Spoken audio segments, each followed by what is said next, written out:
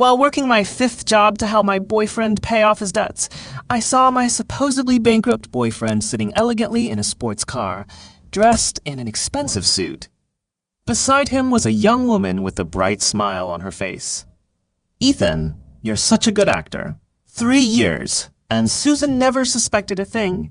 With acting skills like that, it's a shame you didn't go into film." Ethan said casually, "I thought she'd give up and run within 6 months. Never expected she'd actually stick it out for 3 years, sell her house, and work 5 jobs to help me pay off debts. Honestly, didn't see that coming." "Well, we made a bet back then, betting on whether she'd take the money and run when she found out you were bankrupt, whether this gold digger would leave you. Looks like you won." Ethan smiled without responding, his eyes showing not a trace of emotion, only the smugness of winning a wager. He never once considered how much a woman must love someone to sell her own house and work 5 jobs a day, exhausting herself day and night, just to help him pay off debts that didn't even exist. 3 a.m. I pushed open the door to my rental in the slums. The cold wind stung my face. Handmade hair clips scattered across the floor. This was my 5th job of the day. 5:30 a.m. Delivering milk. Noon. Washing dishes at a restaurant for 3 hours. Afternoon. Handing out flyers in the shopping district for 4 hours. Evening. Working the night shift at a convenience store for 8 hours. After getting off work in the early morning, I still had to rush to make handmade hair clips to earn money for the next day's groceries. I'd lived like this for 3 whole years. 3 years ago, Ethan knelt before me with red-rimmed eyes, saying his company had gone bankrupt. He owed $8 million in debt. Creditors were hounding him daily, and he was at his wit's end. Ethan and I had been together for 7 years. From college campus to his entrepreneurial success, I'd accompanied him through days of having nothing and witnessed him standing at the peak. That day, I held him, patting his back and saying, "It's okay. I'm here. We'll pay back the money slowly. As long as you're safe, nothing else matters." I quit my stable 9-to-5 job with a monthly salary over $10,000 and started working around the clock. To help him pay off his debts, I sold the only property my parents had left me, my last safety net in this city. I moved from a well-furnished apartment with a river view to this slum rental that cost $300 a month, had no air conditioning, and leaked when it rained in summer. I couldn't even afford the $5 subway fare and cycled halfway across the city every day. Though exhausting, it was also happiness. I crouched down to pick up the hair clips when suddenly my stomach churned violently. I rushed into the bathroom, coughing violently. It was blood. I froze, then frantically turned on the faucet to wash it away, forcing a smile at myself in the mirror. It's fine. Just been too tired lately. My old stomach problem acting up. It'll get better with rest. I couldn't break down. Ethan was already struggling enough. I couldn't add to his troubles. Walking out of the bathroom, I found Ethan awake, leaning against the headboard, his eyes red-rimmed. He came over and hugged me, his chin resting on top of my head, his voice choked. "Susan, I'm sorry. It's all my fault, my uselessness, making you suffer like this with me." I hugged him back, hiding my injured hands behind me, smiling as I comforted him. "Don't talk nonsense, we're a couple. We should share both joy and hardship. We'll pay back the money slowly. We'll clear it eventually, as long as we're together. There's no obstacle we can't overcome." He held me tighter. I couldn't see his face, only heard his low sigh. Back then, I was still immersed in the dream I'd woven of sharing hardships together. I didn't notice at all that when he held me, his eyes showed not a trace of guilt, only a hint of amusement at a wager about to be won. A knock came at the door. It was his childhood friend, Vivian Taylor. She wore a designer coat and high heels, standing at the doorway. She glanced condescendingly at the shabby rental, her eyes full of disdain, and said to Ethan, "Ethan, I came to check on you. Also wanted to remind you, those people are pressing again. Don't lose the bet and embarrass yourself." She turned to look at me, her lips curling into a mocking smile. Susan, you really can take it. If it were me, I'd have run long ago. Ethan frowned, pulling me behind him protectively, saying to Vivian, Stop talking nonsense. Susan isn't like that. I just assumed Vivian looked down on my poverty and smiled without responding. Back then, I had no idea what their bet meant. They were betting on my life. Betting on 3 years of my wholehearted devotion. Betting on this life of mine that had been worked to destruction. I turned to heat up breakfast for Ethan, not hearing Vivian lean close to his ear and say with a smile, 3 more months until the bet expires. Ethan, you're about to win. You'd better compensate me well then. Ethan looked at my back, his lips curling into a careless smile, and softly hummed in agreement. The winter wind grew colder, and my health deteriorated further. Frequent stomach pains, dizziness, coughing up blood, each episode worse than the last. Once, while washing dishes at the restaurant, everything suddenly went black, and I collapsed straight to the floor. Bowls shattered everywhere, shards cutting my arm, blood flowing profusely. The boss was terrified and wanted to send me to the hospital. I climbed up, waved him off, paid for the broken dishes, and gritted my teeth to continue washing. Go to the hospital? One examination would cost several $100s, enough to buy Ethan breakfast for a week, enough to pay half a month's interest. I couldn't bear to spend it. During my lunch break, I went to the small clinic in the alley to get stomach medicine from Dr. Miller. Dr. Miller looked at my pale face and frowned. Susan, your condition isn't right. This isn't a simple stomach problem. You must go to a major hospital for a comprehensive examination. You can't keep putting it off. Look at yourself. You've lost almost 20 pounds in the past 6 months, and you're coughing up blood every day. This isn't a small matter. I clutched the medicine box, smiling. Dr. Miller, it's fine. I've just been too tired lately. Once I get through this busy period, I'll go for a checkup. I didn't dare go. I was afraid they'd find something serious that would cost money, interfere with work, and make Ethan worry. I kept thinking that once the debt was paid off, once Ethan recovered, everything would be fine. Back at the rental, I hid the medicine in the deepest part under the bed, not wanting Ethan to see it. He'd been sighing constantly lately, saying the creditors were pressing hard, saying he was useless. I couldn't let him worry about me too. That evening during my night shift, Ethan messaged me saying Vivian had introduced him to a job that could make some money, and he'd be going out that night, telling me not to worry. I replied, okay, stay safe, then continued working the register, my heart aching for him. Things were already so difficult, yet he still had to go around looking for work. I had no idea that night, he drove the Porsche parked outside the slums, took Vivian to the top floor of a 5-star hotel, ate Western food that cost thousands per person, and opened a bottle of wine I could never afford in my lifetime.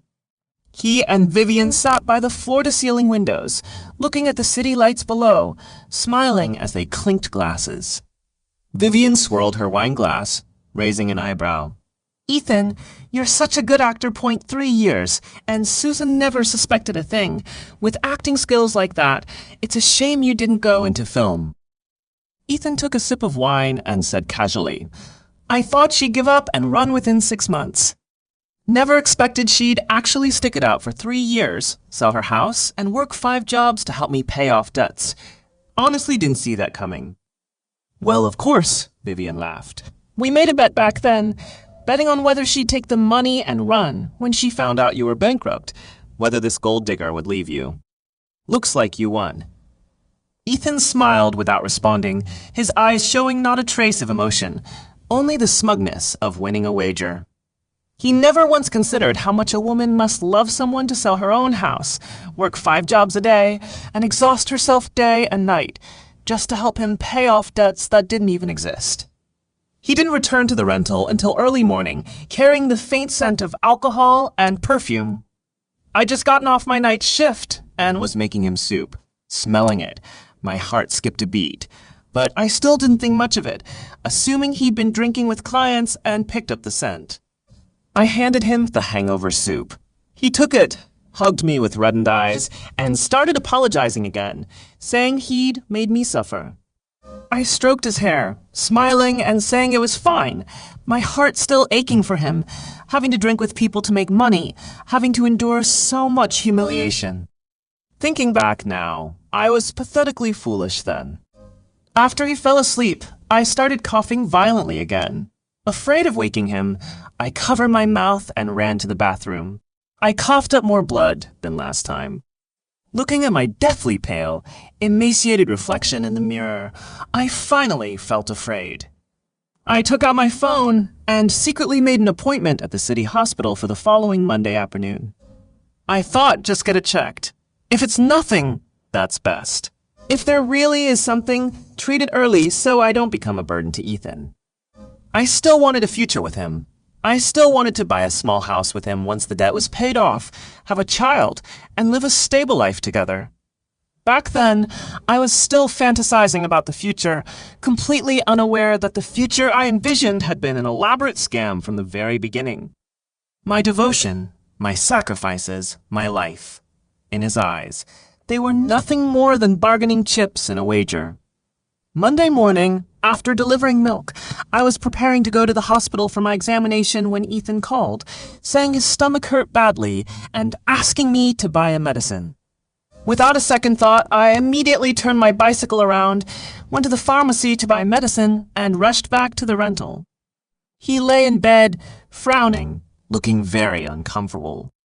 I poured him water, fed him medicine, rubbed his stomach, bustling about, completely forgetting about the hospital appointment. By the time he fell asleep, it was already afternoon.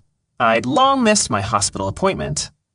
I sighed and canceled the appointment, thinking, forget it, I'll make another appointment next time. Taking care of him comes first. That afternoon, I had to hand out flyers in the shopping district. The district was close to the city hospital. After finishing, I thought I'd stop by the hospital to get some cough medicine. Just as I reached the hospital entrance, I saw a familiar Porsche. I remembered the license plate. It was the first car Ethan bought when his startup succeeded. He'd said he sold it to pay debts when he went bankrupt. I froze, thinking I'd seen wrong. I rubbed my eyes. It was definitely that car. Even the car sticker was exactly the same as before. Just then, the car door opened. Ethan stepped out, wearing a bespoke suit I'd never seen before, his hair meticulously styled, looking spirited and successful, nothing like his usual down-and-out, haggard appearance. He walked around to the passenger side, opened the door, and helped out Vivian. Vivian wore a designer dress with a diamond ring on her hand. She linked arms with Ethan, laughing brilliantly. The two of them walked intimately into the upscale Western restaurant next to the hospital.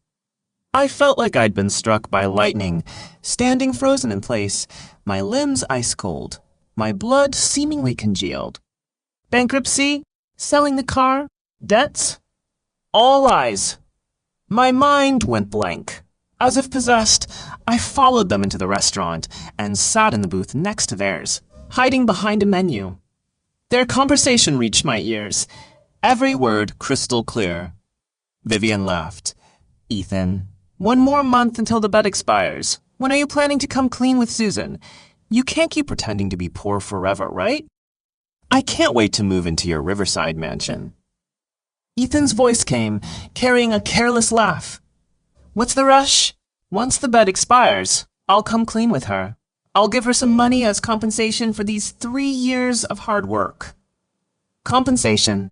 Vivian sneered. What, have you actually fallen for her? Don't forget, you're the one who bet me that Susan definitely wasn't a gold digger, that even if you were penniless, she'd stay with you. Now that you've won, don't go back on your word. Don't worry. Ethan's voice turned cold. I only feel guilty toward her, not love. If you hadn't gone abroad back then, I never would have married her. Once I come clean, I'll divorce her and marry you. Oh, right, Vivian added. You've been secretly saving all that debt repayment money she gave you, right? The money from selling her house, the money from working 5 jobs. She gave it all to you. Don't actually give it to her in the end. Ethan chuckled. Of course, I saved it all, didn't touch a cent. She's pretty stupid, though, actually believing I owed $8 million, giving her heart and soul to help me. Kind of amusing, actually. I couldn't hear what came after. My ears were ringing. My heart felt like it was being crushed by a hand, the pain making it impossible to breathe. 3 years. 3 whole years. I sold the house my parents left me, worked 5 jobs a day, exhausted myself day and night, ruined my health, developed a body full of ailments, gave my heart and soul to help him through his difficulties. In the end, it was nothing but a wager between him and his childhood friend. His supposed bankruptcy, his supposed debts, all fake. My devotion, my sacrifices, my life. In his eyes, they were nothing but a joke, Chips proving his charm in a bet. I don't know how I walked out of that restaurant. I just felt the world spinning, my stomach and chest both aching. The pain made me crouch by the roadside, coughing violently. I coughed up blood right onto the ground, shockingly vivid. Passers-by all stared at me, but I felt nothing anymore. I got up, rode my bicycle to the city hospital, and registered for emergency care.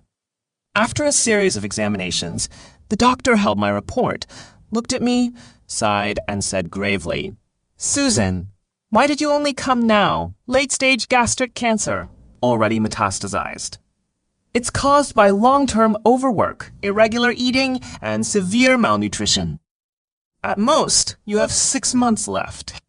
Late-stage gastric cancer. 6 months." I held the diagnosis report and sat in the hospital corridor. I didn't cry or make a scene. I just sat quietly from dawn until dark. 3 years of wholehearted devotion in exchange for a scam and a terminal illness. How ridiculous. After dark, I finally rode my bicycle back to that shabby rental. Ethan had already made dinner, all my favorite dishes. Seeing me return, he smiled and came over. "Susan, where were you? Why are you just getting back? I made you dinner. Eat it while it's hot." He still wore that deeply devoted, guilty expression, completely different from the spirited, coldly mocking man in the restaurant earlier, like 2 different people. I looked at him. My heart felt no ripples, only endless coldness and desolation. I didn't expose him. I just smiled, sat down, and picked up my fork. This wager, he thought he'd won. But he didn't know he'd lost the version of me who loved him desperately, the genuine heart he could never get back. And I no longer had time to keep playing along with him. Over the next few days, I continued as usual, waking early to deliver milk, washing dishes at noon, handing out flyers in the afternoon, working night shifts, and making handicrafts in the early morning hours. But I no longer smiled at him like before, no longer held him to comfort him, no longer put him first in everything. When he spoke to me, I only responded flatly. When he hugged me, I no longer hugged back. The love and tenderness in my eyes were gone, replaced only by calm desolation. Ethan seemed to sense something was wrong. He kept frowning and asking, "Susan, what's wrong? Are you feeling unwell? Are you too tired?" I just shook my head, smiling. "It's fine. Just a bit tired lately. I'll be better after some rest." He didn't ask further, assuming I was exhausted from work. He turned around and messaged Vivian, complaining that I'd been increasingly cold lately, saying once the bed expired, he'd come clean immediately. He didn't know that when he sent those messages, I was standing right outside the bedroom door, hearing every word clearly. He didn't know I'd already recorded his and Vivian's conversation in the restaurant, saved all the records of him secretly transferring the debt repayment money I'd given him over the past 3 years. And that late-stage gastric cancer diagnosis report, I kept it in my bag. I had no plans to make a scene or cry. I just wanted to quietly live out these last 6 months. This scam, this wager, it was time for it to end. That afternoon, I left the convenience store early, wanting to go back to the rental to pack my things and leave. Just as I reached the door, I heard Ethan's voice inside. He was on the phone with Vivian, his tone full of satisfaction. "Vivian, don't worry. Half a month more, and the bet expires. Then I'll come clean with Susan and divorce her to marry you. Her? She's still in the dark, working 5 jobs every day to make me money. Pathetically stupid. Honestly, if it weren't for this bet, I never would have known she actually loved me this much. What good is love? I never loved her. The person I've always loved is you. Once we're divorced, I'll take you abroad for a honeymoon and make up for everything I owed you these past 3 years. I stood at the door, my hand on the doorknob, not pushing it open or rushing in to confront him. I just listened quietly, my heart completely calm. After he hung up, I pushed the door open and walked in. Ethan saw me and froze for a moment, then quickly resumed his usual down and out, guilty appearance, smiling as he came over. Susan, why are you back early? Are you too tired? Come sit and rest. I ignored him and walked straight to the bed, picked up my bag, and started packing. He sensed something wrong and grabbed my hand, frowning. Susan, what are you doing? Where are you going? I shook off his hand, my tone flat and emotionless. Ethan, stop acting. I know everything. His face instantly paled, panic flashing in his eyes. Susan, what are you talking about? I don't understand. Don't understand? I smiled slightly, took out my phone, and played the recording, his conversation with Vivian in the restaurant, and the phone call just now, all playing clearly. When the recording finished, the rental fell deathly silent. Ethan's face was deathly pale, his whole body trembling.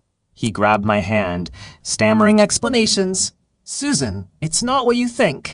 Let me explain, No need to explain. I cut him off, withdrew my hand, took out the late-stage gastric cancer diagnosis report from my bag, and threw it in front of him. Ethan, you won this bet that I'm truly not a gold digger. Even when you were penniless, I stayed with you for 3 years. But you lost. I don't love you anymore. Also, your bet cost me half my life. I only have 6 months left. Ethan's gaze fell on the diagnosis report. When he saw late-stage gastric cancer and 6-month survival period, his pupils contracted sharply. His entire body froze in place, as if struck by lightning. He picked up the diagnosis report, his fingers shaking so badly he could barely hold the paper. He read the words over and over, his face changing from deathly pale to ashen gray to the color of death. No, impossible. Susan, this isn't real, right? You're lying to me, aren't you?